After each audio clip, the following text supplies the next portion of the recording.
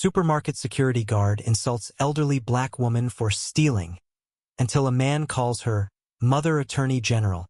They called her a thief before they asked her name. The tomatoes in her bag were barely worth $3, but the humiliation was priceless. Mildred Johnson, 74, walked with a limp and a cane, her coat 3 winters old and her hands trembling slightly as she reached for the produce aisle. The local supermarket in downtown Atlanta wasn't exactly warm to customers like her, but it was the closest one she could reach without a long bus ride. She preferred to keep to herself, smile at the few clerks who remembered her face, and make sure her bills were covered before every grocery trip. But this Wednesday was different. "Ma'am, excuse me, stop right there." The voice was loud, sharp, male cutting through the air like a siren. Mildred turned slowly, startled, a bag of sweet potatoes and tomatoes in her left hand, her receipt in the other. The security guard, a man in his early 30s, white, tall, and flush with indignation, approached her as if she had a weapon tucked into her cardigan. "You paid for that?" he asked with disbelief, eyes darting to the tomatoes like they were smuggled gold. Mildred held up the crumpled receipt. "Yes, young man, I did." He didn't even glance at the paper. "Don't lie to me. I saw you on the camera. You slipped that in without scanning." People began to stop, curious, judgmental. Their eyes all landed on her like flies on bruised fruit. "I scanned it. Please, check again," she replied, her voice steady but soft, the kind of soft you learn after decades of being ignored. The security guard snatched the bag from her hand and yanked the receipt. "You think you're slick, huh? That your age means you can get away with anything?" Mildred stood frozen, not just from embarrassment, from fear. The last time a white man yelled in her face like this, it was 1964, and her brother never made it home that night. A teenager giggled nearby. A mother pulled her child away like Mildred carried a disease. She didn't cry. Not yet. It was only when the manager arrived, and without hesitation, said, "Just call the police," that she felt the crack inside her, the one she had sealed shut for decades, begin to split. Then a voice cut through the tension. "Excuse me, what the hell is going on here?" The crowd parted. A tall black man in a tailored navy suit, briefcase in one hand, phone in the other, stepped forward. His presence radiated power, not loud, not arrogant, just calm authority. "She was stealing," the security guard snapped. "We caught her." The man turned to Mildred. "Mom." The entire store seemed to freeze. "Are you okay?" he asked, moving to her side, placing a hand gently on her shoulder. Mildred's eyes widened. "Jerome." The security guard's mouth twitched. "Wait, this is your?" "Yes," the man said. "This is my mother, and I'm the Attorney General of this state." No one breathed. A pause. Then Jerome turned to the guard. "You're going to want to apologize. Now." I was just doing my job," the guard stammered. "I didn't know. You didn't ask. You saw an elderly black woman and decided she was a thief. No investigation, no decency, no logic." Jerome's voice didn't rise, but it didn't need to. "Sir, I didn't mean any disrespect," the manager chimed in, now sweating. "She just looked. I mean..." Jerome stepped forward, voice calm but slicing through the manager's words. "You called the police on my mother without even verifying a receipt. You humiliated a senior citizen in front of a store full of people. What if she wasn't my mother? What if she had no one to stand up for her?" Silence again. Mildred closed her eyes. For a moment, all the noise blurred into nothing.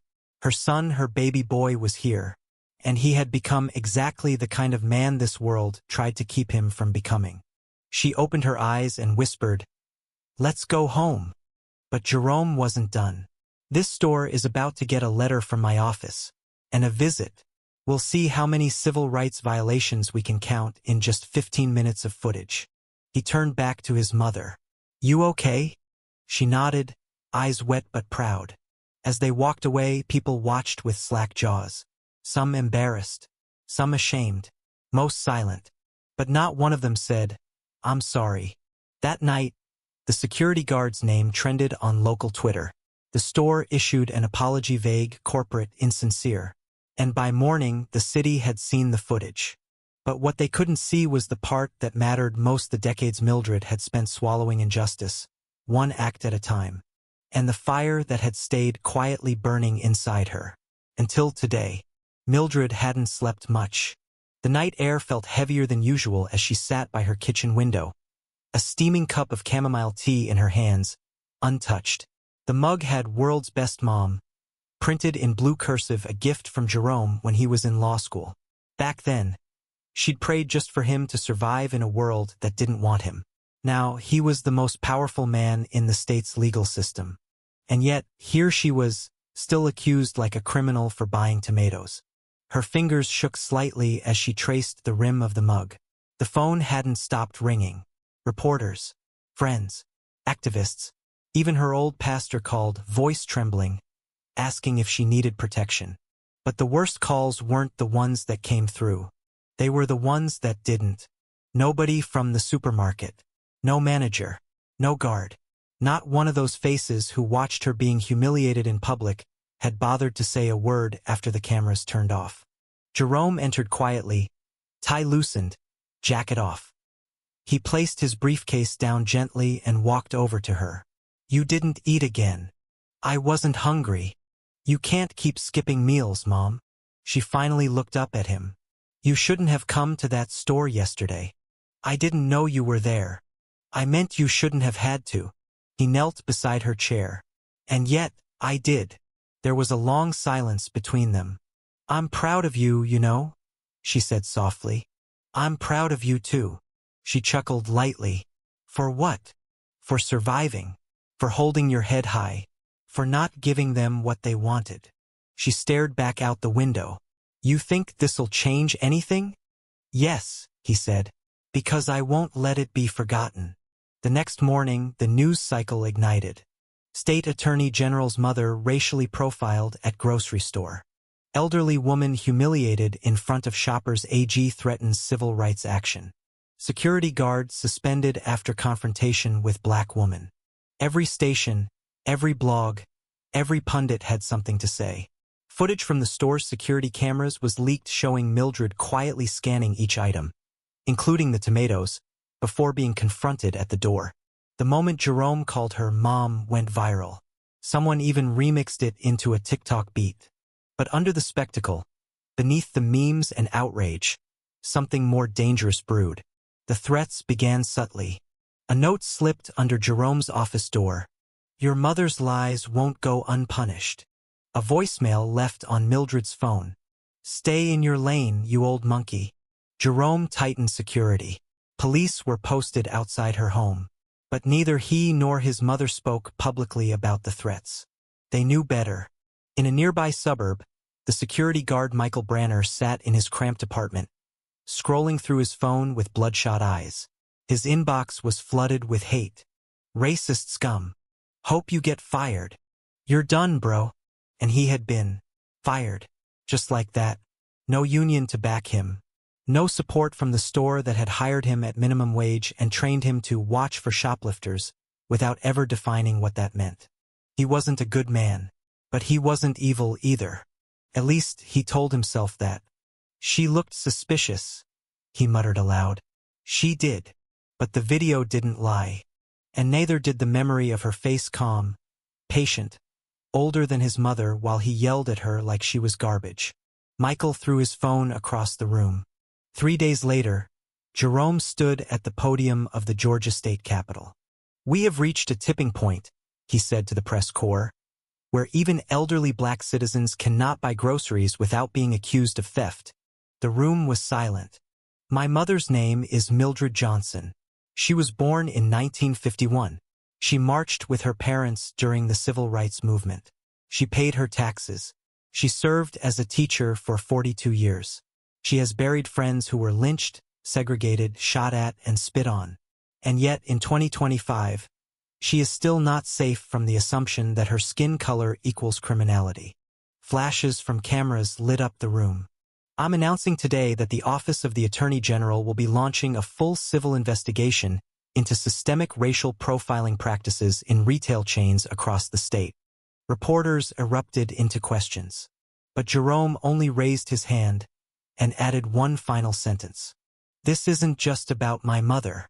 This is about all our mothers." That night, Mildred's mailbox overflowed with letters. Some were angry, even threatening, but most were kind. One came from a 17-year-old girl in Alabama. "Dear Mrs. Johnson, my grandmother cried when she saw what happened to you on TV. She said, 'That could have been me. I'm writing to say thank you. You reminded the world that dignity doesn't retire with age. You gave me hope. Love, Tanisha.'" Another came from an older white veteran in North Carolina. "Ma'am, I saw you on the news. I fought in Vietnam, and I've never been so ashamed of my country as I was watching that video. Please know you have allies like me. God bless you." She read every one, slowly, carefully, then folded them, stacked them neatly, and tied them with a ribbon Jerome gave her when he was 10. But in the shadows, backlash grew. A conservative pundit on national TV sneered, "Just because she's the Attorney General's mom doesn't mean she should get special treatment." Another claimed the footage was edited. Online, trolls called her everything from a grifter to an old racist pretending to be the victim. Jerome's political opponents accused him of using the moment for publicity. Election season was around the corner. The knives were out, but he didn't flinch, because he remembered sitting in that same kitchen 25 years ago, watching his mother cry when her loan application was denied for the third time despite perfect credit. Because he remembered how she worked double shifts just to send him to Howard University, feeding him frozen lasagna so he wouldn't know she skipped dinner. Because he knew this wasn't about optics. It was about legacy. 1 week after the incident, Jerome and Mildred were invited to speak at Ebenezer Baptist Church, the historic home of Dr. Martin Luther King Jr. The pews were full, the air electric. Mildred stepped onto the pulpit slowly, cane tapping against the wooden floor. The room went silent. She spoke, her voice trembling but firm. "I never wanted to be known this way. I never wanted my name in headlines. I just wanted to buy tomatoes." A few in the crowd chuckled softly, painfully. "But I was reminded that our dignity isn't always protected, that justice doesn't always come quickly. But that doesn't mean we stop demanding it." She looked out at the sea of faces, young, old, black, white, all listening. "I am not a symbol. I am a mother, a teacher, a citizen, and I still matter." Applause erupted. Tears followed. In the front row, Jerome wept openly. The lawsuit came quietly, but it struck like thunder. 3 weeks after the incident, the state attorney general's office filed an official civil rights complaint against Market First, the retail chain that owned the supermarket where Mildred had been profiled. The complaint cited a pattern of racially motivated detainments and surveillance disproportionately targeting black customers across 8 different locations. The corporation denied everything, issued bland statements, called it a miscommunication. But public support was waning. The footage was undeniable. The headlines didn't stop. And Jerome, relentless, brilliant Jerome, used every tool in his arsenal to keep the pressure high. Meanwhile, Mildred tried to resume a normal life. But what was normal now? She couldn't step into a grocery store without stares, some kind, others not. Strangers whispered her name. Church friends dropped by more often. And everywhere she went, people wanted to hug her, thank her, or cry in front of her. Sometimes she welcomed it. Sometimes it made her feel like a ghost. One afternoon, she sat on a park bench feeding pigeons, alone, when a little boy ran up. "Are you the tomato lady?" he asked. She laughed, the first real laugh in weeks. "Yes, baby. I guess I am." He nodded solemnly. "My mom says you're brave." She looked at the child, no older than 6, skin the color of cinnamon, and smiled. "No, sweetheart. I'm just tired." The trial wasn't criminal. It wasn't about jail time. But in many ways, it was more important. Jerome had assembled a powerful legal team, civil rights veterans, corporate accountability experts, even a sociologist who testified about how stores subconsciously train staff to associate blackness with threat. The supermarket's lawyers, high-priced, well-dressed, smug, tried everything. They blamed training gaps. They blamed individual bias. They said Michael Branner acted alone. They even tried to settle. Jerome refused. "This isn't just about one paycheck," he told them. "This is about forcing you to look in the mirror." In the courtroom, Mildred testified last. She wore a modest navy blue dress. No makeup. No lawyers polished her words. She didn't need them. "I'm not here for revenge," she told the judge. "I'm here because I know what it means to be invisible. And I'm tired of being unseen until someone calls me Mom and happens to have power. I shouldn't have to know the Attorney General to be treated with dignity. I shouldn't have to go viral to get a receipt read." Her voice didn't shake. "I want a world where no one has to prove they're worthy of respect before they get it." The ruling came down 2 months later. Market First was found liable for systemic racial discrimination under state civil rights law. The chain was ordered to pay $6.2 million in fines and damages, a portion of which went directly into a community justice fund for elderly minority citizens. They were also required to undergo mandatory anti-bias training, monitored by the AG's office for 3 years. Jerome didn't celebrate. Neither did Mildred. Instead, they went home, ordered Chinese takeout, and watched Jeopardy together like they used to when he was a boy. That night, she finally ate. Months passed. The headlines faded. Another scandal took its place. The internet moved on. But something had changed in the city, in the state, even in people's eyes. Jerome received letters from across the country. Attorneys general from other states asked to collaborate on similar investigations. Black elders began speaking out. Churches held forums. Youth groups organized. And in neighborhoods where nothing ever changed, something small began to shift. Cashiers greeted older customers by name.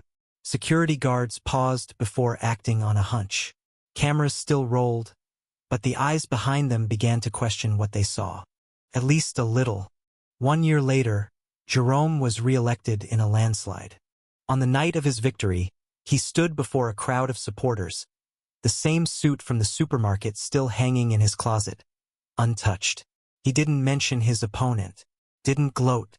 He said only this: "You cannot fix what you will not name." And we named it. Cheers erupted. His mother watched from home, hand on her chest, silent tears streaking her cheeks. She turned off the TV, walked to her porch, and sat under the Georgia stars, peaceful, proud, free. But that wasn't the end. Because a story like Mildred's doesn't end. It continues quietly, daily, in every checkout line, bus stop, courtroom, and sidewalk, where a person wonders if today is the day they will be judged by their skin before their character. Sometimes they'll be lucky. Sometimes someone will step in. But sometimes they'll be alone. And that's why Mildred kept speaking at schools, at churches, on podcasts she didn't understand but her grandson helped her set up. She told her story not to be a symbol, but because someone needed to remember. One spring evening, she was invited to speak at a high school. The students were mostly black and brown, their faces bright with possibility. Some fidgeted. Others whispered. A few scrolled silently under their desks. But when she began, the room fell still. "I don't want to tell you what to do," she said. "I just want to tell you what was done to me, and how I survived it." She didn't cry. She never cried in public anymore. But her voice carried like thunder. "I want you to remember that you are somebody, even when they treat you like nobody. That your worth isn't up for debate. That dignity is not a gift, it's your right." Afterward, a tall girl with red braids approached her. "My grandma used to march," the girl said. "She'd be proud of you." Mildred smiled. "Tell her I'm proud of her too." And maybe that was the real victory. Not the fine. Not the cameras. Not even the apology that came too late. But the fact that somewhere in Georgia, a girl would remember an old woman who didn't flinch when the world tried to shame her, and instead stood taller than anyone expected. Because her son called her Mom. But the world now knew her as something more. Mother Attorney General.